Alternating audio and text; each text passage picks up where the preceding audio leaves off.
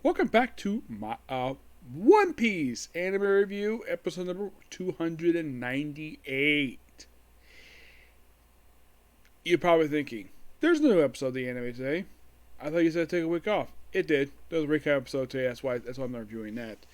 Because recap episodes are simply there just to fill runtime, and it's pretty much like 99% stock footage and like 2% original footage. I rather just basically watch episode series, so wait next week for that one. Oh, and by the way, there will be a new chat next week for One Piece.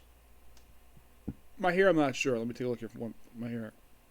For My Hero, yeah, that will definitely release a new chapter next week. Yep. So this is basically reviewing chapter 1083, The Truth of That Day. The cover story is reader request. Doflamingo offering his coat as a new home for a chick that fell from the nest. Yes, Doflamingo offering his big poofy coat he wears.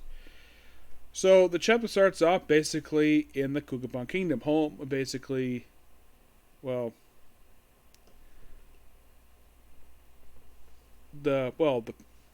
it's the headquarters of the Revolution Army, and it's also in Perov's kingdom. So it's all told from a Sabo perspective what exactly happened. So he says, I eventually all my objectives, boldly speaking, I had three. All my objectives I had three. First, destroy a symbol of the Slash Dragon in declaration of war. Second, free as many slaves as possible as I could and take back Kuma. And third, venture to the land of gods and destroy the food stockpile. How did I do? You truly drew the world's attention. Yep. And the fact that they also mentioned what happened to the Sasuke was destroyed. Of course, he hasn't mentioned him yet, so he does explain, of course, a lot of things of food. And then, of course, after a few pages, he finally gets down to what was behind the apparent assassination of, like, why is he accused of murdering Cobra? Because this has been a mystery for quite a while, ever since I'd say it happened between Wano and before Egghead. He's been accused of, like, he of course has, like, what's behind this? So,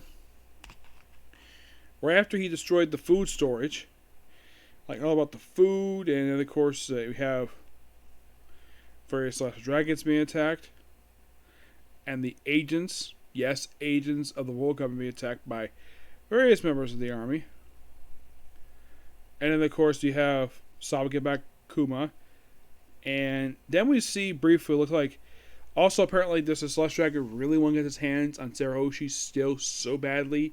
He has not given up on it at all, despite the fact he got punched by one of the fellow Celestial Dragons. So, and we briefly see Bonnie. Yes, the woman who currently appears in this current arc. And then we see where apparently Vivi does not trust of CP0, probably because basically what happened with Sarahoshi. And apparently Shell and Peko can't his two bodyguards can't go in with Cobra because, well, he's only in attendance with the five elders. He's like, this won't last long, but I did not want you to be waiting on getting bored. Go and stand watch over Vivi instead. I can't worry with that tomboy daughter of mine. Yes. Now, unlike in the case of My Hero, where that was only 11 pages, this is only 15, which seemed a bit short, but it's like, It seems like we're finally answer a question that's basically going since the start of this arc. Now, you might be curious though. This is a long intermission from the main story, and it is. And if you're really curious though, when it comes to this particular arc,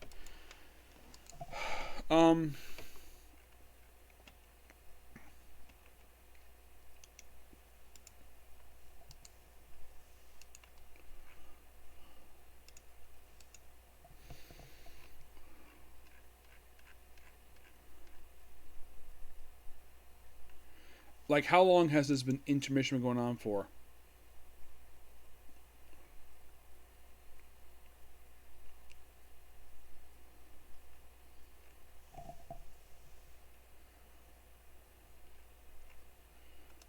I don't think it's going that particular too long per se.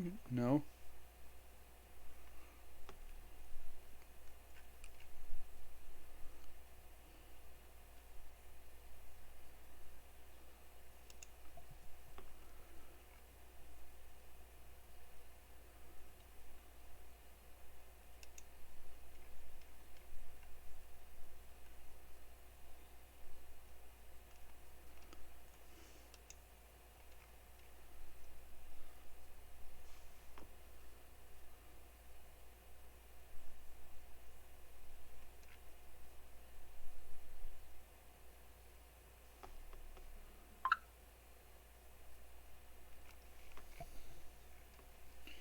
So let's see. I'd say since chapter 1079, that's basically we temporarily stopped with this whole thing of, oh, actually it may have been this one here. May have been 1070 was the last time we saw Luffy. Thinking, really? Yeah, really. Yeah, it seems as though this has been going on now for, since this is 1084, this has been going on now for 6 chapters.